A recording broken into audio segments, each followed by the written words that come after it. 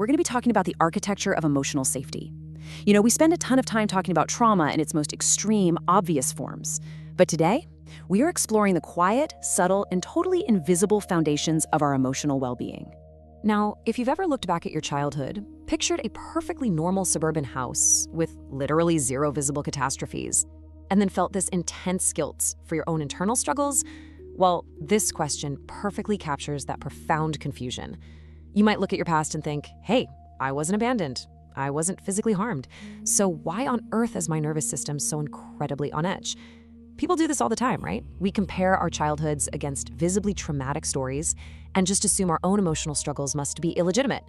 But as we'll see, that anxiety and disconnection, it's very real and honestly completely understandable. So let's start here. The house looked fine. We really need to break down the visible versus the invisible. It helps to think of childhood a bit like an iceberg. Above the surface, you have physical survival. We're talking about homes where kids are fed consistently, they have warm clothes, and they get medical care. That's the visible stuff. But below the surface, that's where emotional safety lives. Things like consistency, presence, and repair.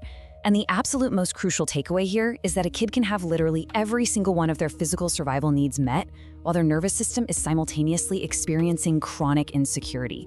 Your body can survive materially while remaining completely, totally emotionally unheld. Which brings us to our next point, the invisible need, attunement. Let's move below the surface.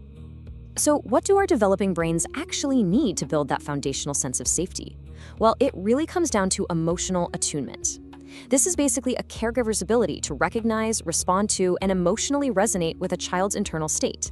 And we need to be super clear here. This isn't just some optional luxury or a bonus of good parenting. It is a primary biological condition. Think of it kind of like emotional Wi-Fi. Long before we develop logic or the ability to form complex memories, we rely entirely on this invisible connection to our caregivers just to regulate our own bodies. Safety absolutely has to be experienced relationally before we can internalize it. But what happens when that attunement is just missing?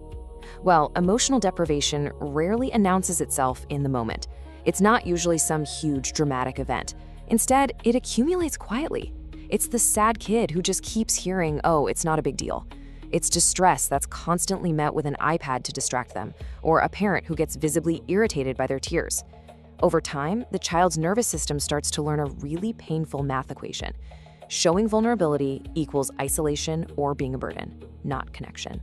And this is where we have to completely shift how we view ourselves as adults. Seriously, if you tend to intellectualize your feelings instead of actually feeling them, or if you constantly suppress your needs, or maybe you're a compulsive caretaker who is always hyper-monitoring everyone else's moods, these are not personality flaws. No, they are brilliant, highly organized survival strategies orchestrated by your very own nervous system. Your body adapted to an environment where your emotional needs were basically invisible, so you learned to make them invisible just to survive.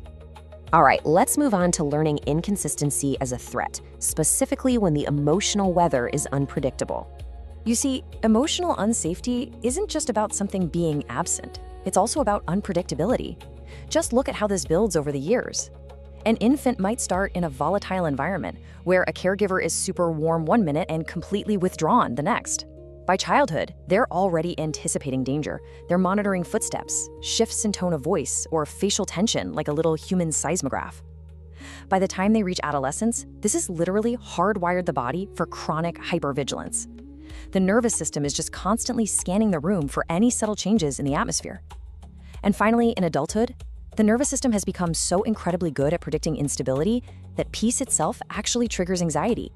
I mean, think about how profound that is. Because your body spent years, maybe even decades, preparing for inconsistency and just waiting for the other shoe to drop. Calmness simply does not feel trustworthy. It just feels like the quiet right before a massive storm. This is exactly why stability often feels totally foreign, emotionally speaking, to so many adults. It's also why some people unconsciously recreate chaotic environments. To their nervous system, chaos actually feels like home. It's like having a smoke detector that goes off every single time you make toast. Your body isn't broken, it's just trying way too hard to protect you. That brings us to rupture without repair. This is really the missing piece of emotional security. Okay, there is a massive myth we need to bust right now, and it's the idea that emotional safety means a total absence of conflict or tension. Look, parents are human. They're going to inevitably become overwhelmed, lose their patience, and make mistakes. But healthy relational development does not require perfection. Not at all. It hinges on repair. That's the process where a connection is rebuilt after a disruption. Let's say a parent gets frustrated, but then calms down and genuinely apologizes. That teaches the child that relationships can actually survive a storm without completely collapsing. This stark reality is this. With repair, a child learns that emotional pain isn't a permanent abandonment. But without it, well, in emotionally neglectful environments, a rupture happens and the tension just disappears into this icy, unresolved silence. The conflict is totally ignored. The child is left entirely alone to process this overwhelming fear. And so, the nervous system learns that any kind of disagreement is a direct, immediate threat to the relationship itself. And as you can probably guess, the adult consequences of missing that repair are absolutely massive. If you find yourself panicking during just an ordinary run-of-the-mill argument with your partner, or if you immediately shut down, or maybe become a compulsive fixer because any lingering tension feels completely intolerable, again, these are deeply ingrained biological adaptations. Your body learned early on that a rupture always leads to emotional abandonment, so it's going to do whatever it takes to avoid feeling that pain again. Now let's explore this dynamic, cared for versus feeling safe. It's all about holding the dual truths of childhood. This really brings us to one of the most painful but honestly liberating realizations about our pasts, the concept of the dual truth. You see, you can fully acknowledge the very real sacrifices, the financial support, the physical care, and even the genuine love your parents provided, while simultaneously acknowledging the reality of your emotional deprivation. It is entirely possible to have been materially cared for, but not emotionally safe. You don't have to erase the good stuff to validate the painful stuff. Both things can be true at the exact same time.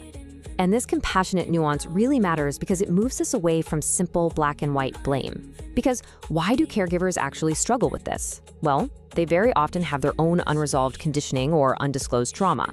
Let's be real, many were utterly exhausted just trying to keep the lights on and put food on the table. And frankly, a lot of caregivers lacked the capacity for emotional attunement simply because no one ever taught it to them. They gave what they had. You really can't teach a language you were never taught to speak yourself. But we have to remember this profound quote. The body records patterns, not explanations. Regardless of a parent's best intentions, regardless of how exhausted they were or what practical constraints they faced, your nervous system biologically shaped itself around the actual lived experience of that relationship. The body doesn't know why a parent was emotionally distant. It just doesn't. It only knows that it had to adapt to that distance. So as we wrap up this explainer, I want to leave you with a pivotal question. If your nervous system learned early on that connection wasn't totally safe, how are those brilliant biological adaptations showing up to protect you right now?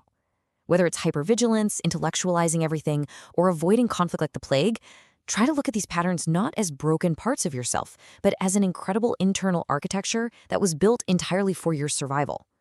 By understanding this, you can hopefully find a little more compassion for the ways your body is just trying to keep you safe. And maybe begin the work of gently teaching it that today, things can be different. Thank you for watching. If something in this resonated with you, then you're already closer than you think. If you're ready to go deeper, there's a link below to my book, The Survival Self: How Childhood Adaptation Becomes Adult Identity, and How to Finally Live Beyond It. This isn't theory, it's a framework you can actually use. Tap the link below and step into it.